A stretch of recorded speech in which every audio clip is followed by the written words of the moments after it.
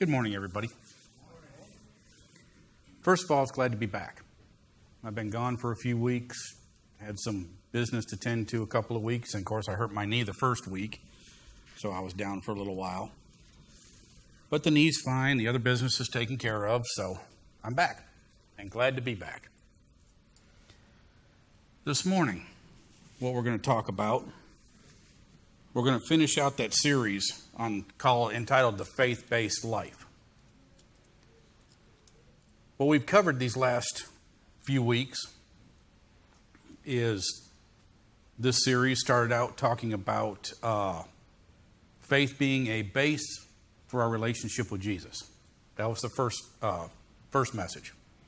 Second message talked about the courage of our conviction, standing up for what we believe, no matter what the cost. Then last month, we talked about the feeding of the 5,000, and we're going to touch on that a little bit again this morning, but that's just going to be a brief fallback on that one. But this morning, we're going to take a little walk. As you see, I've got a picture of a stormy sea. Like I said, we're going to talk about, whoa, that didn't come out so good. Faith-based life. The title we're going to talk about for this lesson is going to be Faith Walk. We're going to look at Matthew chapter 14, verses 22 through 33. Should be fairly familiar to a lot of y'all. Well, if I say the word faith walk, what do you think we're going to talk about tonight or today? Think about a walk. Think about a walk that Jesus did. It was so miraculous that nobody else can do it. He walked on water, didn't he? That's what we're going to talk about today. We're going to talk about the miracle of Jesus walking on the water. In Matthew chapter 14, verses 22 through 33, it says, immediately he made the disciples get into the boat and go ahead of him to the other side, while he sent the crowds away. After he sent the crowds away, he went up on the mountain by himself to pray. And when it was evening, he was there alone. But the boat was already a long distance from the land and battered by the waves, for the wind was contrary. And in the fourth watch of the night, he came to them walking on the sea. When the disciples saw him walking on the sea, they were terrified and said, "It's a ghost," and they cried out in fear. But immediately Jesus spoke to them, saying, "Take courage, it is I. Do not be afraid." Peter said to him, "Lord, if it's you, command me to come to you on the water." And Jesus said, "Come." Peter got out of the boat and walked on the water and came toward Jesus. But seeing the wind, he became frightened, and beginning to sink, he cried out, "Lord, save me." Immediately Jesus stretched out his hand and took hold of him and said to him, "You of little faith, why did you doubt?" When they got into the boat, the wind stopped, and those who were in the boat worshipped him, saying, "You are certainly God's Son." Now, what we're going to talk about this morning is real simple. Did Jesus just happen, or did the disciples just happen to be out on the sea when Jesus walked by? Of course, the answer is no, because Jesus sent them there. But this morning, we're going to find out why. We're going to find out the reasons behind that. First thing I want to do is go into a little illustration called The Scotsman and the Boat Rental. A little comical, but I hope it makes a point. There's a story of a Scotsman who was taking a trip to the Holy Land, and when he got to the Sea of Galilee, he was upset when he found out that it would cost him $50 an hour to rent a boat to go out on the water. He said to the boatman, "In Scotland, I could have got a boat for about $20. "That might be true," said the boatman, "but you have to take into account that the Sea of Galilee is the water on which the Lord himself walked." Well, at $50 an hour, said the Scotsman, it's little wonder that he walked. I could see his point there. At $50 an hour, I would have ran, not walked. But the question is this morning is, how much would you pay to walk where Jesus walked? Have you ever thought about that? How much would you pay to walk where Jesus walked? Now, some years ago, someone built a 262-foot transparent bridge just below the surface of the Sea of Galilee so that visitors, for a nominal cost, could walk on the water, kind of like Jesus did. Now, what would you do if you had the chance to walk where Jesus walked? Our story today is going to talk about a man who actually got that opportunity. He didn't have to pay $50 for a boat ride. He didn't have to pay a nominal fee to walk on a transparent bridge. He was out on the sea because Jesus sent him there, and he got to walk on the water because Jesus called him to do so. He didn't have to pay a dime for this privilege. No, actually, he did have to pay. He did have to pay a price. Earlier in chapter 4 of Matthew, Jesus challenged him and the others with his statement in Matthew chapter 4, verse 19. It says, "Follow me, and I will make you fishers of men." There was a price that Peter and the other disciples had to pay for their experiences. They had to allow Jesus to make them the kind of man or kind of men that he wanted them to be. Now, generally, when people think about being fishermen, what do they think about? They think about lures and bait, having the right pole, technique. They think about location. What would be the best part of the lake or the river that would have the most fish in it? But a good fisherman actually needs something else. And what that thing is that he needs is the right attitude. The right technique and knowledge and gadgets will do no good if the person does not have the right attitude. Me, I don't like fishing. I never have, I never will. I don't have the patience, I don't have the right attitude for it. But I will say this. If I want to catch fish, there's only one place I'm going to do it. That's going to be at the grocery store when Crystal goes to the frozen food section and throws me a box of fish. That'll be the only way I catch fish. I definitely do not have what it takes to be a fisherman. I don't have the patience, I don't have the desire, and I don't have the need to go fishing. Crystal does. All her family's they love to go fishing, love to go by a creek bank and just sit there for hours. May not catch a thing, but I can't do it. I just don't have the patience to do it. Now, Peter, James, and John, they were fishermen. They had plied their trade on the very sea that they saw Jesus walking on. They were not yet the kind of fishermen that Jesus wanted them to be, though. They didn't yet have the right attitude necessary to become what Jesus wanted them to be. The attitude that they lacked was that of faith, and Jesus was fixing to build that in their lives. Now, here on the Sea of Galilee, Jesus is going to teach them a lesson designed to create that kind of faith in their lives. Last time, as I talked about before, we're going to touch on the feeding of the 5,000 just briefly. But during that time, Jesus had been teaching all day, and now the crowd was hungry. So he told Philip and the rest of them that they should feed the crowd. Of course, they didn't have enough money, they didn't have enough food to feed all the people that had gathered around. But we were told in John chapter 6, verse 6, that Jesus told them, that Jesus said he was saying this to test him, for he knew himself what he was intending to do. So the bottom line is it was a test, and Jesus' intention in that test was to stretch their faith in what he could do. But now comes an even bigger lesson. Like every good teacher, Jesus sets the stage for what he wants his students to understand. And I want you to look back at Matthew chapter 14, verse 22. It said Jesus made the disciples get into the boat and go on ahead of him to the other side. In other words, the disciples were on the other side of the Sea of Galilee, and that's where Jesus wanted them to be. They faced the storm on the water because that's where Jesus sent them. They didn't just happen to be on the sea when Jesus walked out to them. They were there because Jesus intended to teach them a vital lesson in their faith. And it wasn't just any old test. I want you to think about it for a second. Where had Jesus been just before he walked out to them? You remember? In verse 23, where had Jesus been just before he walked out to them? He was up on the mountain praying, wasn't he?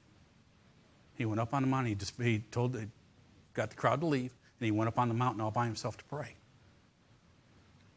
Many of the times that Jesus spent a considerable amount of time in prayer, it was in preparation for a monumental event. For example, the night before Jesus selected his 12 disciples, he had spent the entire night in prayer. And here in Matthew 14:23, we're told that Jesus had begun prayer ever since he had sent the disciples out on their boat. That was early in the evening and perhaps slightly before dark.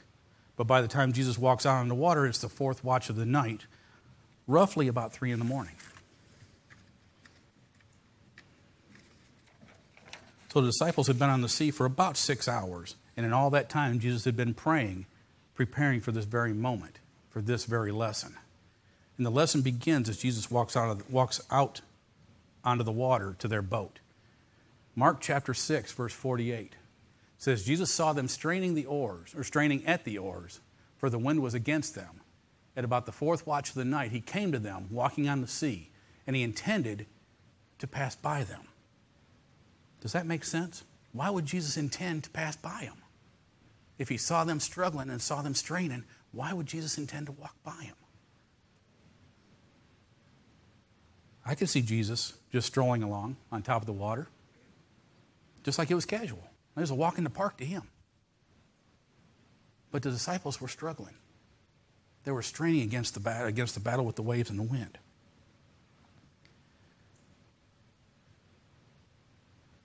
But Jesus had a specific goal in mind, and that goal was to shock the disciples.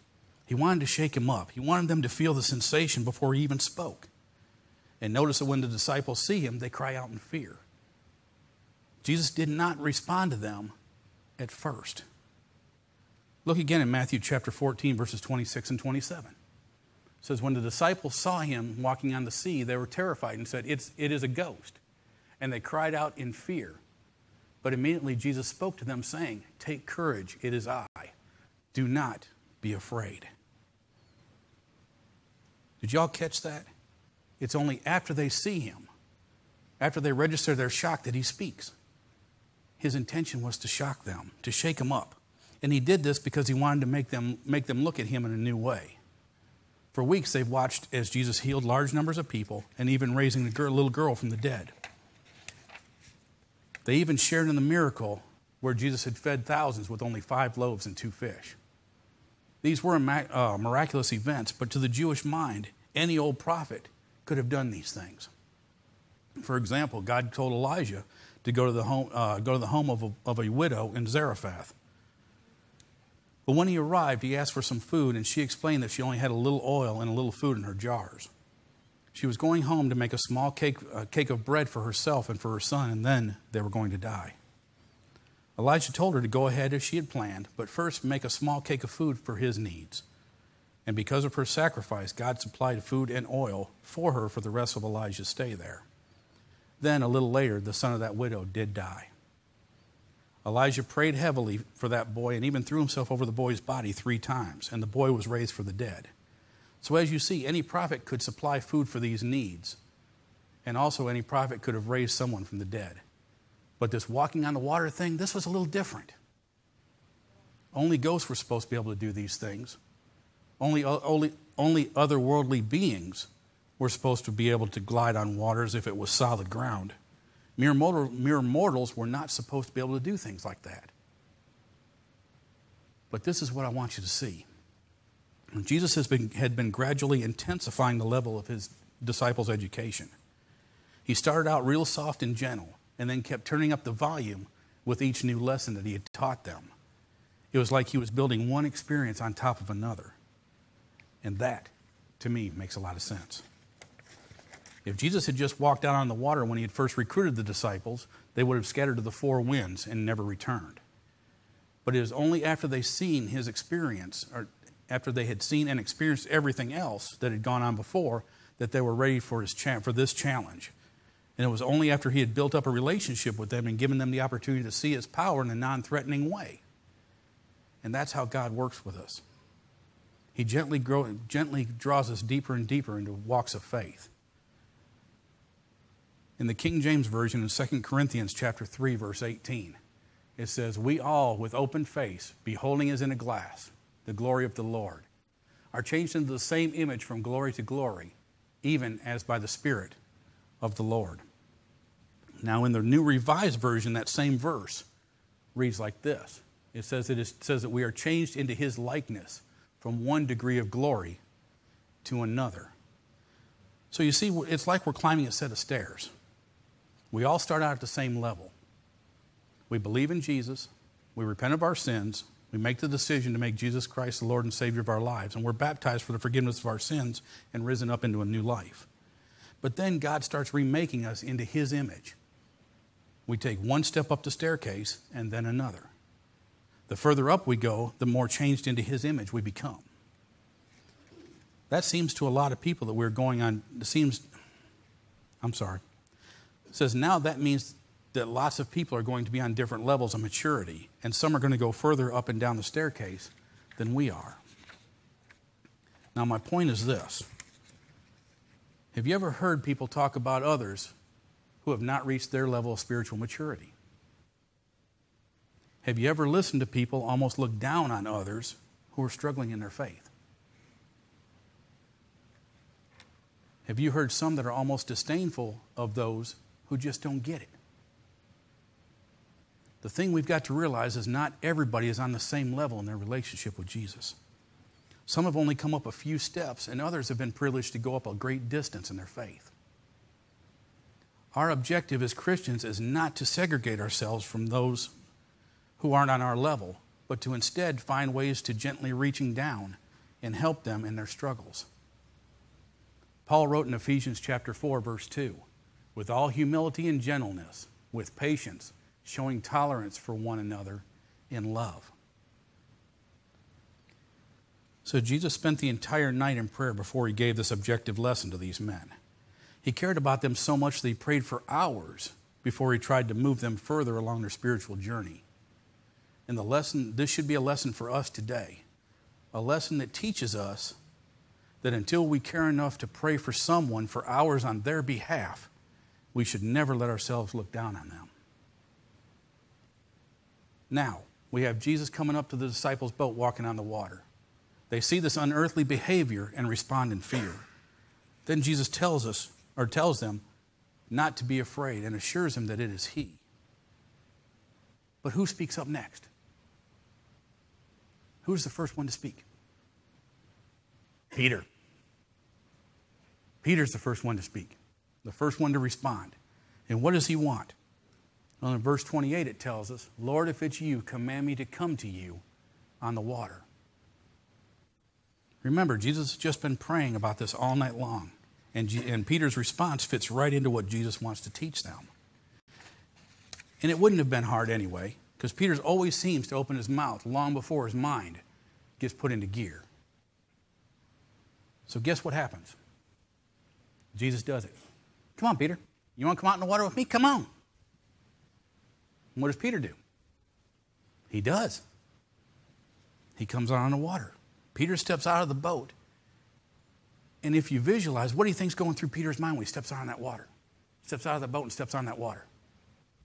Nowadays, the only word I can say is cool.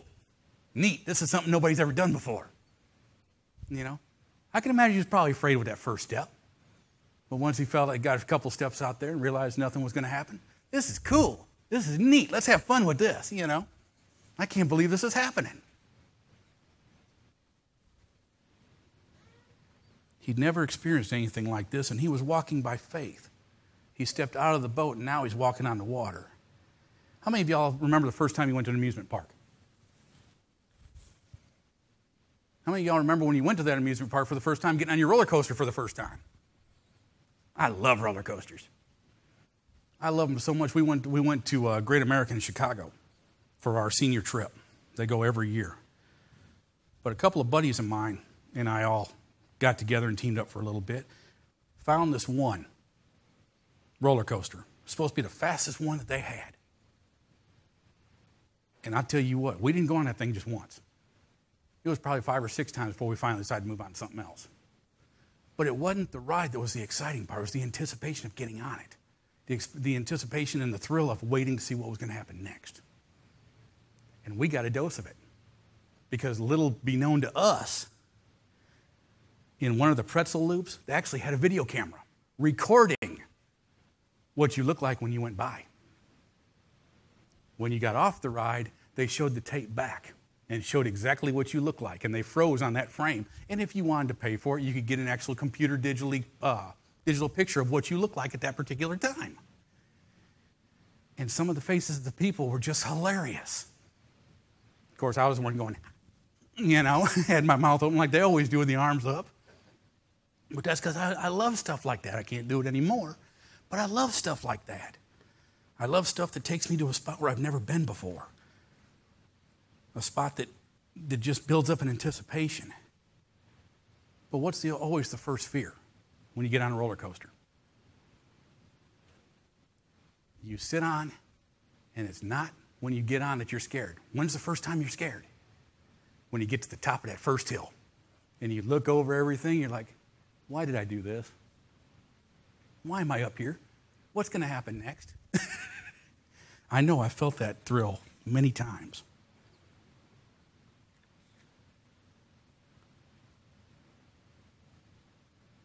But this is the lesson I want you to know. You cannot grow in your faith just by sitting in your seat and watching. Sooner or later, you have to get out of the boat. James 2:20 says, faith without works is dead. You're not going to go anywhere in your faith until you do something that gets you out of the boat and out of the water. If all you do is come to church and sit in a pew, if you're simply satisfied with being a spectator and not a doer of God, you'll never know the thrill of what God can do in your life. You simply have to get out of the boat and get your feet wet. Now, it's true. Peter did lose sight. He got distracted by the wind and the waves, and what happened? He began to sink. And what happened? Jesus had to reach down and save him, didn't he? Jesus rebuked him for his faltering in his faith. But I want you to notice one thing. None of the other disciples even got out of the boat. None of the other disciples felt what it was like for Jesus to reach down into their lives and take them by the hand and pull them up. Why? Why did they not experience that? Because they didn't get out of the boat. Think of what they missed during that experience. Now, many could say in this picture, Peter could have drowned. Jesus was always there by him, just like he is with us every day. Jesus never left his side, and he won't leave ours either. And Jesus was not going to let Peter drown. But because he was willing to step out on faith, he and the other disciples learned something valuable about Jesus. In Matthew chapter 14, verses 32 and 33, when they got into the boat, the wind stopped. And those who were in the boat worshiped him, saying, "You are certainly God's Son."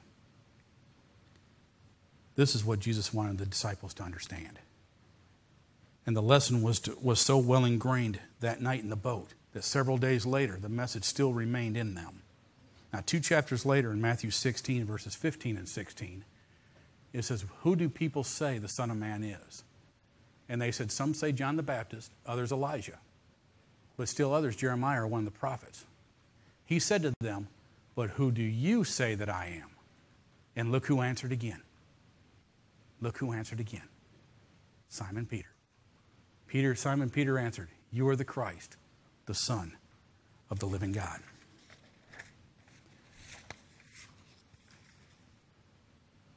Now, when people come forward to be baptized into Christ, we often ask them to repeat that good confession. That's what I want us to do this morning. I want us to repeat that good confession. I want us to really take it into heart on what those words are, what those words really mean. Say it with me this morning. I believe that Jesus is the Christ, the Son of the living God. You have to believe that to be saved. You cannot become a Christian until you intellectually understand that Jesus is the Son of God. But even after we're saved, even after we've gone to church for years, there comes an aha moment. How many of y'all have ever had those? A moment when nothing seems to make sense, and all of a sudden, aha! Something clicks and it makes sense.